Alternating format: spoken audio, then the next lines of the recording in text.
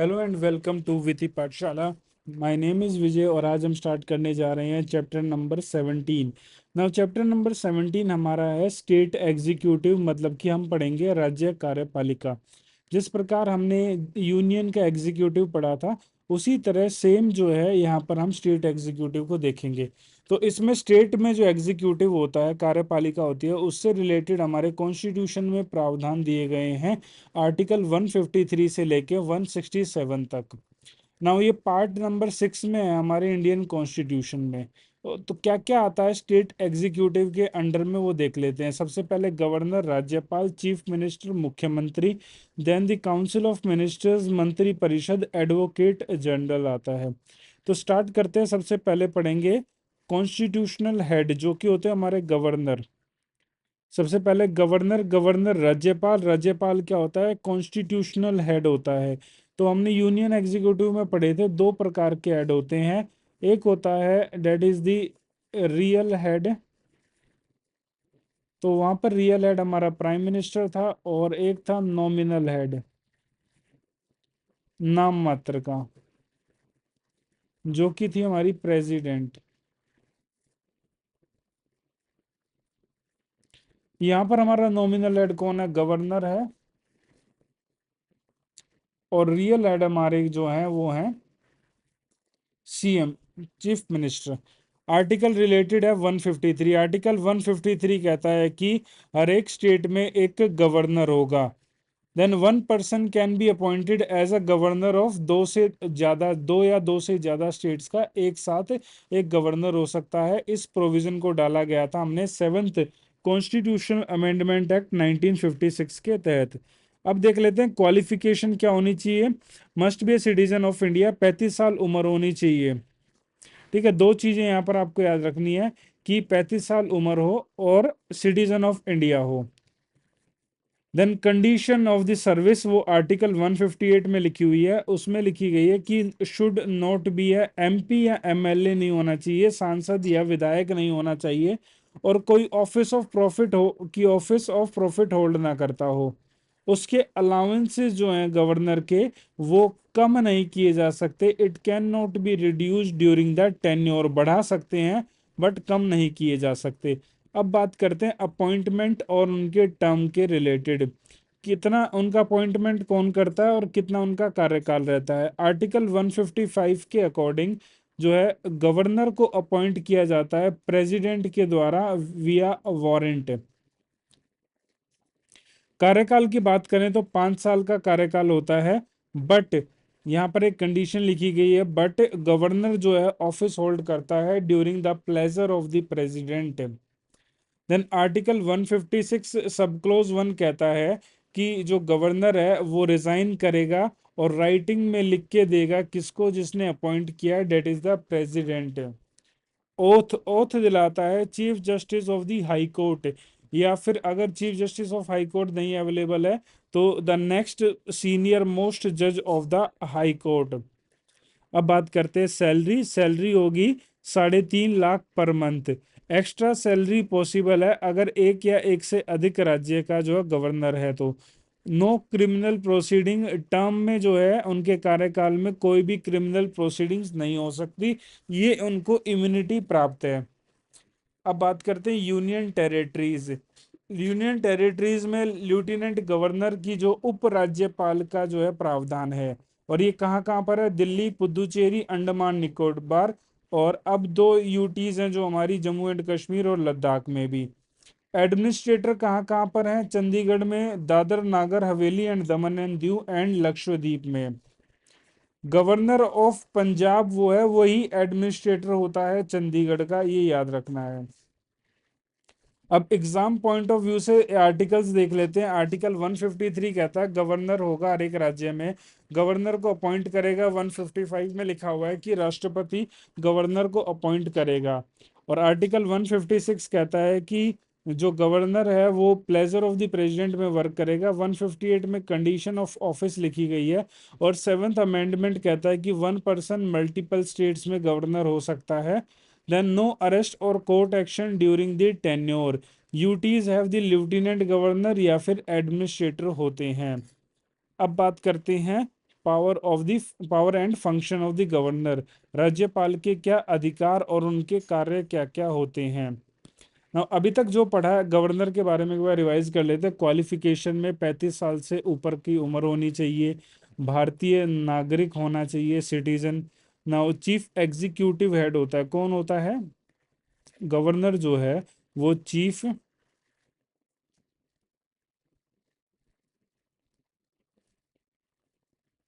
Executive head होता है किसी भी राज्य में।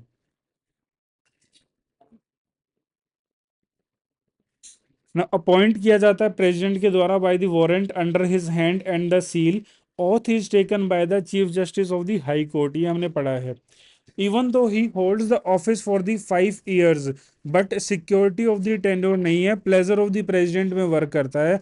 Governor of a state is not an employment under the central government, ये कोई नौकरी नहीं है सेंट्रल गवर्नमेंट के अंडर में। सेवंथ कॉन्स्टिट्यूशनल, एक से ज्यादा स्टेट के लिए जो है वो हो सकता है, यहाँ पर ही पढ़ा हमने 1956 का ये अमेंडमेंट है। Then while administrating the union territory he shall act as an agent of the president के एजेंट के रूप में काम कर सकता है। As governor of the state he shall be the constitutional head. Now there are some रीति रिवाज जिसको हम कन्वेंशंस कहते हैं। तो कौन कौन से कन्वेंशंस हैं? पहला कहता है कि CM of the state is consulted before the appointment of governor, सलाह मशवरा करना पड़ता है सीएम, उस स्टेट के सीएम से।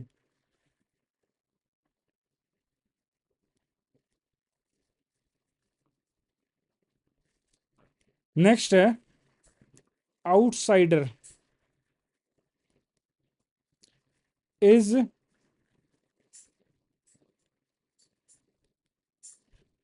Appointed as a governor. ये दो कन्वेंशन है कि आउटसाइड के व्यक्ति को ही गवर्नर अपॉइंट किया जाएगा।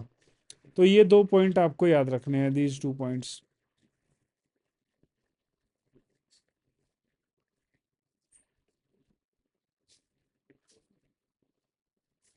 आगे बढ़ते हैं। नेक्स्ट है power and the functions of the governor, part 6 में आर्टिकल 153 से लेकर 167 तक। सबसे पहले बात करते हैं एग्जीक्यूटिव पावर, कार्यपालिका संबंधी अधिकार। नाउ आर्टिकल 154 कहता है कि एग्जीक्यूटिव पावर जो राज्य की हैं वो गवर्नर के पास होंगी। गवर्नर जो है वो अपॉइंट करता है चीफ मिनिस्टर को और दूसरे मिनिस्टर्स को अपॉइंट करता है सीएम की एडवाइस पर। अपॉइंट करता है chairman and member of the state public service commission, appoint करता है vice chancellor of the state universities को, अपॉइंट करता है advocate general of the state को, एडवाइज करता है राष्ट्रपति को इन हाई कोर्ट जजेस की अपॉइंटमेंट में। Representative of the president during the president rule में जो है प्रेसिडेंट के नाम पर स्टेट में कानून चलाने का काम करता है। Can seek information from the CM regarding the state के एडमिनिस्ट्रेशन को लेके। इसके अलावा एक 1/6 मेंबर्स को जो है लेजिस्लेटिव काउंसिल, विधान परिषद जिन जिन स्टेट में है वहां पर जो है नॉमिनेट भी करता है। और ये व्यक्ति किस फील्ड से होने चाहिए? Education, art, literature, science and the social service में जिन्होंने योगदान दिया है। State public service commission can only be removed by the president on the supreme court के रिकमेंडेशन। दो इनका अपॉइंटमेंट कौन करता है? गवर्नर, बट इनको रिमूव कौन करेगा? राष्ट्रपति करेगा। अगली आती है लेजिस्लेटिव की शक्तियां, विधान संबंधी शक्तियां, आर्टिकल 200 और 213 में लिखी गई हैं। इसमें कहा गया है कि कैन समन प्रोरोग या फिर डिसोल्व कर सकता है स्टेट लेजिस्लेचर को। जो बिल पास्ड हुए हैं असेंबली में वो कानून बनते हैं जब वो गवर्नर के उस पर साइन हो जाएं। So is an integral part of debt. Then can withhold और reserve bill for the president के कंसिडरेशन के लिए। Can return non money bill for reconsideration, एक ऐसा बिल जो कि नॉन मनी बिल है उसको वापस रिकंसिडरेशन के लिए एक बार भेज सकता है। कैन इशू ऑर्डिनेंस, ये इंपॉर्टेंट है, ऑर्डिनेंस इशू करने की शक्ति है जब हाउस सेशन में ना हो। ऑर्डिनेंस की वैलिडिटी होती है 6 हफ्ते, जब सेशन या फिर हाउस दोबारा मिले उसके 6 हफ्तों के अंदर उसको पास कराना पड़ता है। नेक्स्ट आता है that is the judicial powers, न्यायिक अधिकार, article 161 power of the pardon etcetera. Pardon हो गया, reprieve, respite and remission. So can grant pardon, क्षमा दे सकता है, दंड विराम रिप्राइव, दंड स्थगन रेस्पाइट, रेमिशन दंड क्षमा, एंड सस्पेंड और the commutation of the sentence. Applicable to the laws under the state executive, state subject के रिलेटेड जितने भी कानून है उन पर। No power over the military या फिर कोर्ट पनिशमेंट, याद रखना मिलिट्री कोर्ट की पनिशमेंट पर को लेके कोई भी इनके पास पावर नहीं है। कंसल्टेड इन हाई कोर्ट जज की अपॉइंटमेंट में, अपॉइंट द जजेस of the high court, district जज, person to judicial service of the state. Supreme court 2021 में कहता है governor can pardon even the death sentence के convict before the 14 years served. Next आता फाइनेंशियल पावर, आर्टिकल 202 है, no money bill can be introduce without the governor की prior permission. मतलब कि house में कोई भी मनी बिल बिना पूर्व सहमति किसकी, गवर्नर की पूर्व सहमति के बिना प्रस्तुत नहीं किया जा सकता। प्रेजेंट करता है annual financial statement to the legislature में। ऑथोराइज करता है विड्रॉल ऑफ द पैसा from the contingency fund. Constitute करता है स्टेट फाइनेंस कमीशन हर 5 साल में। एक बार रिवाइज कर लेते हैं फाइनेंशियल पावर क्या क्या है। Let budget before the state legislature, prior recommendation देता है मनी बिल के लिए चाहिए होती है, and demand for the grants के लिए। एडवांसेस जो है कंटीजेंसी फंड से इनकी परमिशन से ली जाती हैं, और स्टेट फाइनेंस कमीशन को अपॉइंट करता है। अब बात करते हैं इमरजेंसी पावर की, आर्टिकल नंबर 356। इफ गवर्नर अगर रिपोर्ट करता है कि failure of the state machinery fail हो गई है, ऑफ द कॉन्स्टिट्यूशनल मशीनरी, तो president rule can be imposed on his reporting. Article 163 explicitly state करता है कि governor can act under in his discretion in exercise of his functions. मतलब कि governor के पास कुछ उसकी डिस्क्रिशनरी पावर्स भी होती हैं। तो वो कौन कौन सी है, whether any matter fall in the governor के डिस्क्रिशन में या नहीं, वो डिसाइड करता है कौन, गवर्नर खुद ही। ये जो है कोर्ट ऑफ लॉ का मैटर नहीं है, कोर्ट में पूछा नहीं जा सकता इस पर। But 42nd constitutional amendment act 1976, इसमें कहा कि जो मिनिस्ट्रियल एडवाइस वो बाइंडिंग है राष्ट्रपति पर। नो सच प्रोविजन वो गवर्नर के लिए यहाँ पर नहीं है, बट वहां पर है। देयरफॉर गवर्नर के पास जो है वो कॉन्स्टिट्यूशनल एंड सिचुएशनल डिस्क्रिशन दोनों हैं। सिचुएशनल डिस्क्रिशन जो है वो प्रेसिडेंट की तरह ही है जो प्रेसिडेंट के पास थी। नाउ कॉन्स्टिट्यूशनल डिस्क्रिशंस की अगर हम बात करें तो सबसे पहले आता है आर्टिकल 200। आर्टिकल 200 के तहत governor can reserve any bill, ये अभी हमने देखा ना आर्टिकल नंबर 200। तो आर्टिकल नंबर 200 के तहत गवर्नर रिजर्व कर सकता है एनी बिल, और किसके लिए, कंसीडरेशन ऑफ द प्रेसिडेंट। इसमें उन्हीं का खुद का विवेक है, डिस्क्रिशनरी पावर है।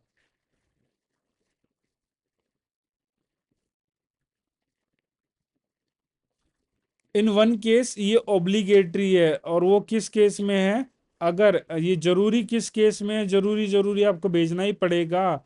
अगर जो है कोई बिल ऐसा लाया जाए जो एंडेंजर करे पोजीशन किसकी, of the high court of the state. ये तो पहली चीज थी। दूसरा, रिकमेंडेशन फॉर इम्पोजिशन ऑफ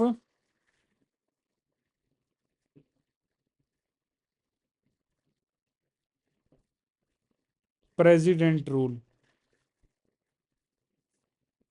तीसरा, additional in charge of the adjoining UT.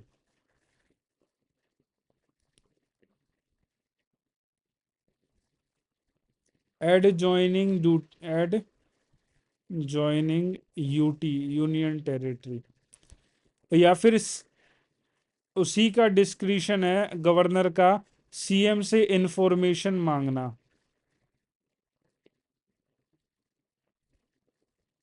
Now quick revision में क्या क्या है। Article 153 governor of each state, article 161 judicial power, pardon etcetera, reprieve, respite, commutation. Article 200 important है, असेंट या फिर reservation of bill for the president. Article 213 ordinance की power है। Then article 202 जो कहता है, ये 213 भी इंपॉर्टेंट है। देन आर्टिकल 202 में एनुअल बजट प्रायर जो है मनी बिल के लिए जो है प्रायर अप्रूवल चाहिए होती है। देन 356 में president rule on the governor report, no arrest of the criminal proceeding during the tenure. अब बात करते हैं chief minister of the state के बारे में।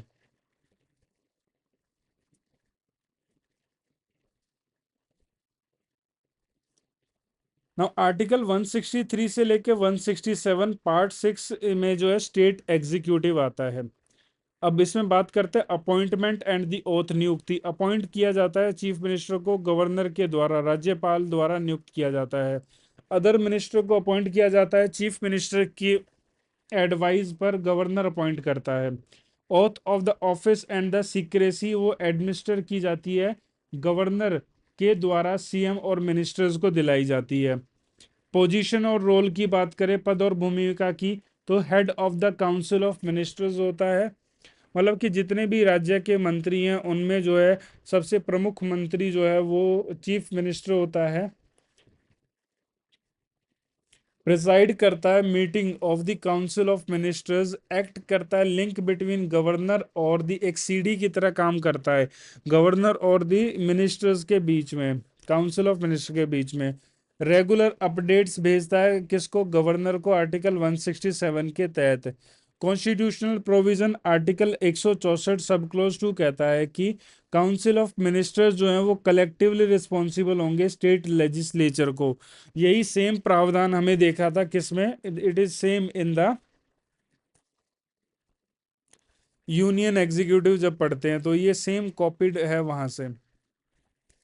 On passing a no confidence motion entire council of including the CM को resign करना पड़ता है। आर्टिकल 167 कहता है chief minister must inform the governor about सारे decision of the council of minister, legislative proposal हो गए, एडमिनिस्ट्रेशन से संबंधित मुद्दे या matters.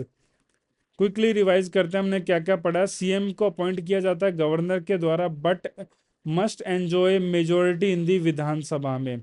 CM is the real executive at the state level, governor is only the constitutional head. CM मुखिया होता मंत्री परिषद का, गवर्नर से संपर्क सूत्र होता है। और आर्टिकल 164 सब क्लोज तो कहता है सामूहिक उत्तरदायित्व, कलेक्टिव रिस्पॉन्सिबिलिटी की बात करते हैं।